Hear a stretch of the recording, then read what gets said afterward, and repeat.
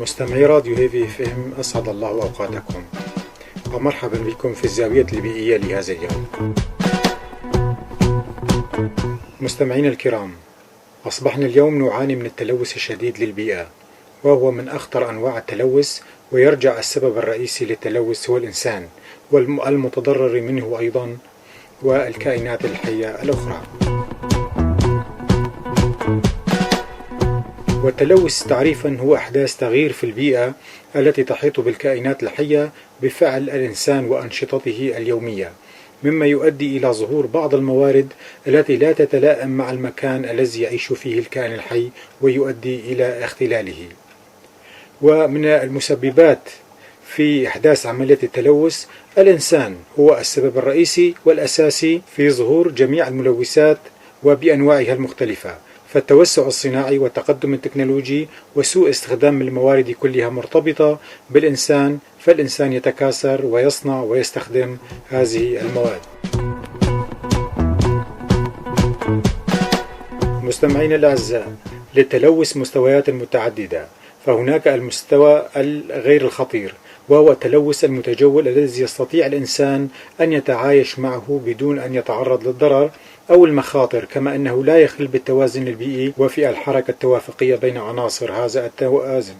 وهناك التلوث الخطر، وهو التلوث الذي يظهر له آثار سلبية تؤثر على الإنسان وعلى البيئة التي يعيش فيها، ويرتبط بالنشاط الصناعي بكافة أشكاله، وخطورته تكمن في ضرورة اتخاذ الإجراءات الوقائية السريعة التي تحمي الإنسان من هذا التلوث.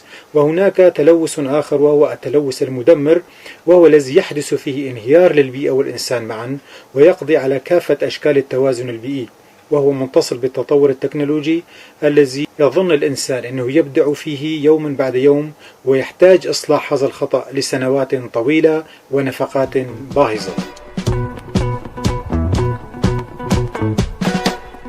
مستمعين الأعزاء، ولعلاج هذا التلوث الذي يحدثه الإنسان هناك إحداث الوعي الذاتي لدى الشخص، لأن التلوث ينظر بفنائه هو بالذات، ووقف تراخيص مزاولة النشاط الصناعي الذي له تأثير كبير على البيئة من الناحية السلبية، ونقل الصناعات الملوثة للبيئة بعيدا عن أماكن المدن، وتطور أساليب مكافحة تلوث الهواء، وتطوير وسائل التخلص من القمامة والنفايات، وخاصة عمليات حرق النفايات في الهواء الطلق. ويمكن القيام بعمليات تشجير واسعة النطاق للتخلص من ملوثات الهواء وامتصاصها، والكشف الدوري للسيارات ومراقبة عوادمها.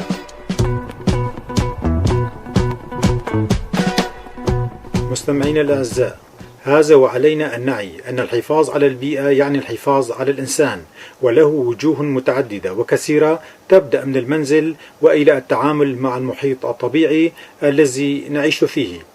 وإلى هنا ونصل إلى نهاية حلقة اليوم من الزاوية البيئية، وإلى لقاء آخر.